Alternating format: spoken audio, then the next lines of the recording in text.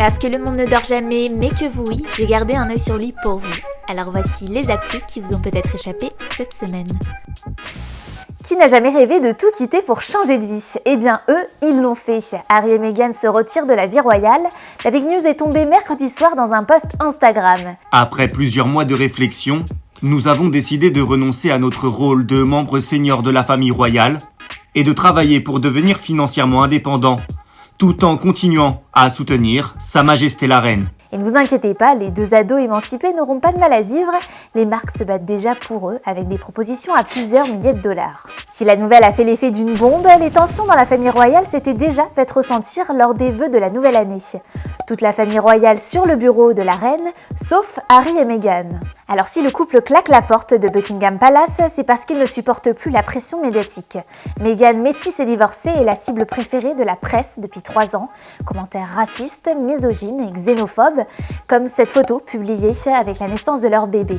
Harry compare le harcèlement médiatique subi par sa femme à celui de sa mère. Mais selon cette ancienne attachée de presse de la reine, ce n'est pas en restreignant leurs relations avec les médias qu'ils obtiendront la paix. You're asking for trouble. There's still going to be people who are going to be writing things that are totally wrong and nothing is going to change. C'est en tout cas entre le Canada et l'Angleterre que les tourtereaux vivront désormais avec leur fils Archie. 39e jour de grève et certains se demandent comment les grévistes tiennent encore. Édouard Philippe semble avoir la réponse à cette question. Ceux qui souhaiteraient se placer en arrêt maladie pour faire grève se placeraient dans une situation qui est illégale. Oui, le Premier ministre accuse ouvertement certains grévistes de tricher, et notamment les agents de la RATP dont le nombre de malades a triplé depuis le début du mouvement. Rappelons-le, quand on est gréviste, on ne touche pas de salaire. Mais si on est malade, l'assurance maladie nous paye. Et depuis mardi, la polémique enfle à cause de ce site. Car avec arrêtmaladie.fr, je peux obtenir un arrêt maladie en ligne. Non, ce n'est pas une blague, vous avez simplement à choisir votre maladie, par exemple gastro-entérite. C'est pas le moment. Vous cochez vous-même vos symptômes et la consultation vidéo avec un médecin n'est même pas obligatoire. En 3 clics, vous obtenez un arrêt maladie en PDF. En Allemagne, ce qui est différent, c'est que le seul questionnaire suffit. Alors qu'en France, il faut une consultation vidéo en plus pour aboutir à un arrêt maladie. Si le patron allemand du site vante le succès de la plateforme dans son pays, pour les médecins français, cette pratique n'est pas acceptable. Pour lutter contre cette marchandisation de la médecine, l'assurance maladie et l'ordre des médecins viennent en tout cas de porter plainte. Une erreur impardonnable, une tragédie, c'est avec ces mots que l'Iran a reconnu avoir abattu par erreur mercredi un Boeing ukrainien près de Téhéran. Difficile pour le pays de nier plus longtemps, entre les accusations de la communauté internationale et cette accumulation de preuves, les débris criblés de l'avion, une tête de missile retrouvée à proximité du site et surtout ces vidéos amateurs qui montrent la chute et l'explosion au sol de l'appareil. Le bilan humain est lourd, 176 morts dont 82 Iraniens, 63 Canadiens, mais aussi des Afghans, des Allemands, des Britanniques. Ce commandant des gardiens de la Révolution endosse la responsabilité totale du crash. J'aurais préféré mourir pour ne pas être témoin d'un tel événement. Un soldat aurait fait feu sans ordre en raison d'un brouillage télécom. L'homme a pris l'avion pour un missile de croisière et a eu 10 secondes pour décider. Vous connaissez la suite. L'Iran promet des sanctions contre les responsables, mais reproche aux États-Unis d'avoir créé les conditions de la crise en tuant le très populaire général Soleimani. Ironie du sort, l'armée du régime censée protéger l'Iran d'une possible attaque américaine a donc abattu un avion contenant 82 citoyens iraniens. Ça s'est passé vendredi, une interpellation banale a conduit à la mort d'un homme. De cet homme, Cédric Chouviat. Le livreur de 42 ans circule à scooter dans Paris quand il est contrôlé par 4 policiers.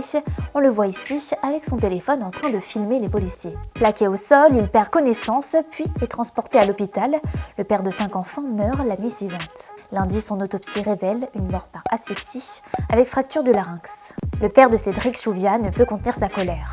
On a assassiné mon fils. Pour l'avocat de la famille, c'est notamment le plaquage sur le ventre qui a provoqué le manque d'oxygène puis l'arrêt cardiaque. Le plaquage ventral, c'est une technique d'interpellation interdite en Belgique, en Suisse, aux Pays-Bas, à New York, mais courante en France.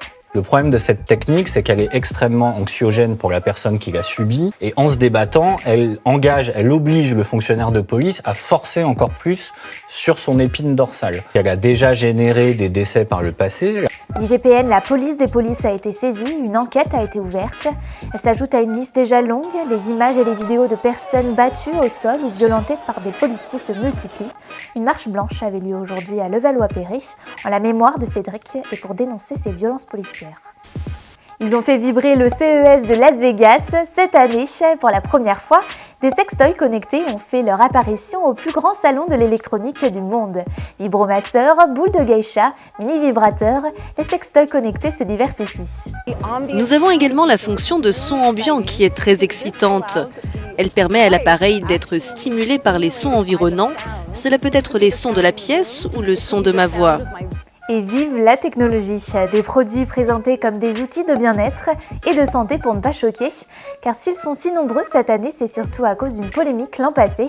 Les organisateurs avaient écarté ce sextoy, le vibrateur féminin appelé Osé s'était même fait retirer un prix car jugé immoral, obscène, indécent et non conforme à l'image du CES, une décision purement sexiste pour la fondatrice. Car ce genre de produit n'a jamais posé de problème pour les hommes, certains ont même parlé de diabolisation de la sexualité féminine.